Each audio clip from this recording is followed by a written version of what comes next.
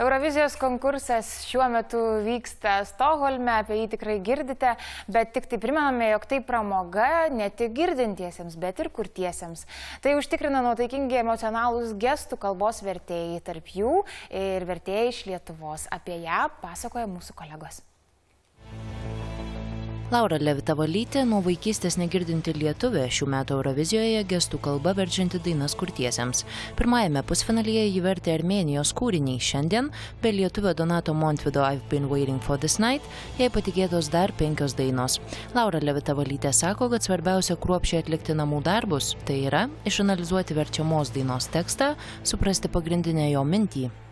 Svarbiausia yra perteikti teksto reikšmę. Reikia analizuoti tekstą. Netgi dainos apie meilę gali būti skirtingos. Meilė kitam žmogui, mamai, reikia analizuoti.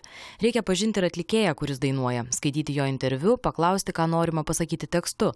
Dainos žodžius reikia įsisavinti, pajausti. Laura Levita-Valytė teigia, kad Lietuvos ir tarptautiniai gestai nemažai skiriasi, dėl to stojant prieš kamerą svarbu suvokti, kad tave stebės visa Europa. Kitas dalykas, žmonės stebi ne tik veidą bei rodomus gestus, svarbus viso kūno judėjimas.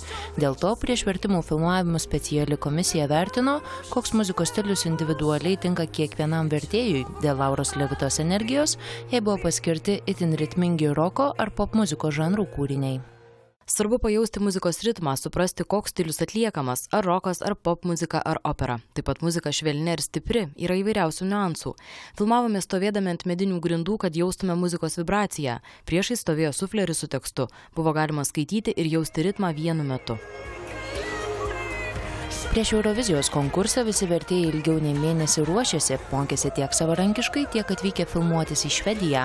Čia girdintys vertėjai vedė specialius seminarus, atskleidė, kaip geriausiai perduoti dainos esmę bei emocijas. Po šių mokymų iš 11 į Švediją pakviestų kandidatų liko 9 geriausi, tarp jų ir lietuvė. Laura Levita-Valytė sako, kad vos pamačiusi atrankos anketą, nė sekundės nesuabejojusi, nusprendė dalyvauti įkvėpta praėjusių metų konkurso gestų kalbos vertėjų. Pernai Austrijoje vykusiame Eurovizijos konkurse buvo gestų kalbos vertimai, tai buvo įspūdinga. Kai pamačiau, net įsižiojau, buvau labai nustebusi, kaip gali kurčias žmogus taip perteikti dainą. Neįsivaizdavau, kaip tai gali būti. Ir šiemet Švedijoje buvo labai daug kurčiųjų, labai talentingų vertėjų.